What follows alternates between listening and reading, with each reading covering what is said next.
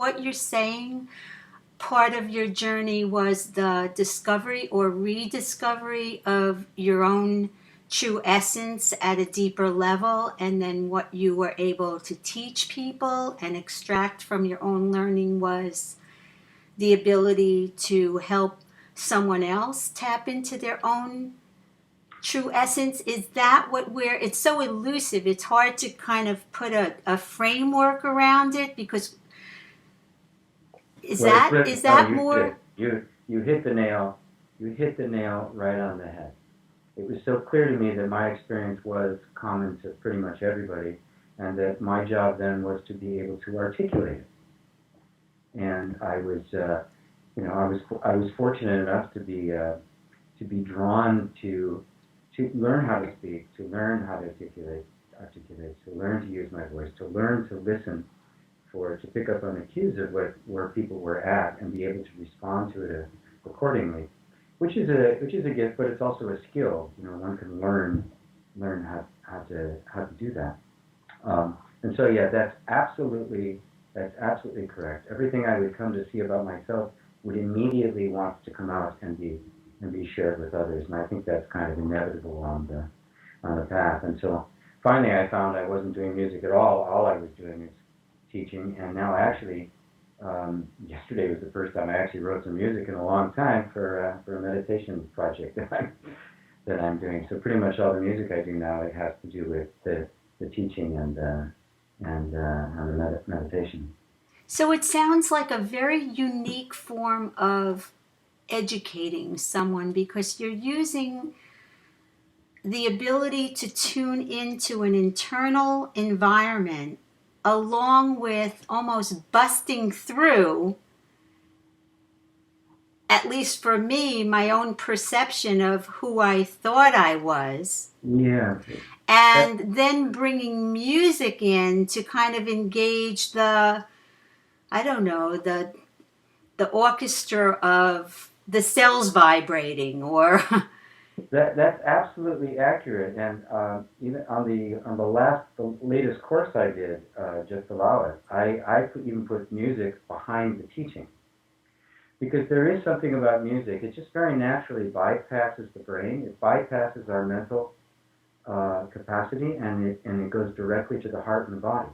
And so you can, through music, produce a very receptive state for teaching, and your description of it is extremely accurate, because we all live. There's various levels to understanding that everybody experiences. And what we call an aha moment is suddenly taking a step into another level. It's a different way of perceiving. That's bigger and usually more compassionate and more kind than the place that we left from. And so my job as a coach and a teacher is to find the way within somebody's particular structure to get a little bit of an opening so that they can fall down into the next level. And it really is a very internal experience. There's suddenly this a shift that takes place, and it's impossible to describe, but I think everybody has experienced it.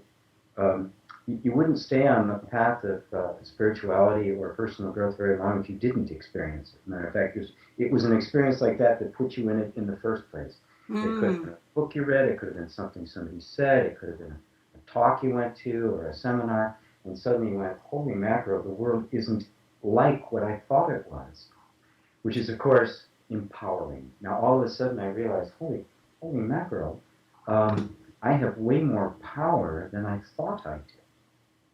And it's usually, for many people, the first step from the sense of being a victim to the sense of at least recognizing that there is a power they can have access to, even if they don't have access to it right away, which is most people's case. I mean, the insight that it's there is usually the first step, which engenders the courage to take a few more steps to actually try to integrate it and then get access. So let's bring it down to the practical level. I know for myself and for a lot of our listeners, they're struggling with living a addict-free, addiction-free life in relationships.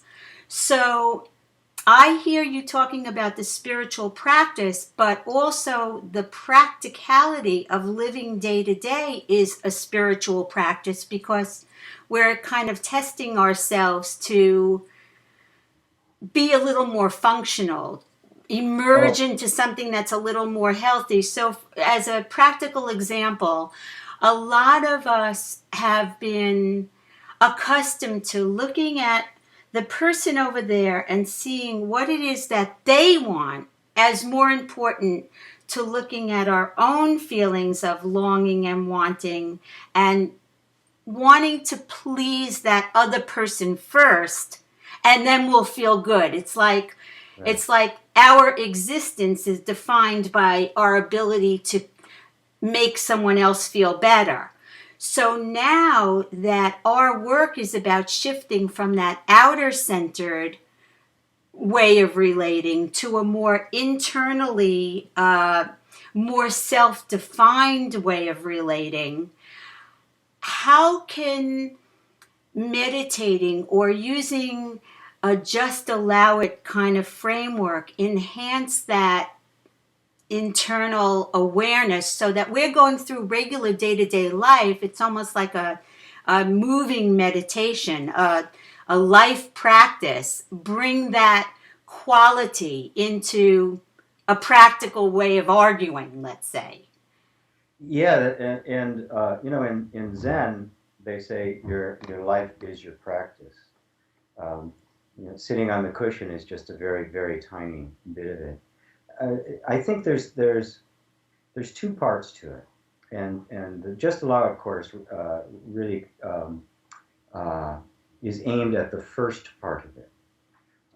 And there's actually a second one coming that's going to aim at the second part. But the first part of it is coming to the point where you actually acknowledge your feelings, your wants, your desires. You acknowledge everything about you that's being human, about you that is human and natural and normal, and you begin to honor them. That's the very first step. Even before you have the ability to ask for them to be met or to establish a different kind of relationship, you must first thoroughly acknowledge that that really is your truth. This stuff really is there. And it doesn't matter how hard you try, it's not going to go away. Even if it Because, seems petty. oh, especially if it seems petty. That's Especially if it seems petty. Picasso said, lovers and artists understand the beauty of imperfection. It's those little things that are the vast part of who we are, and it's really important to honor those. I've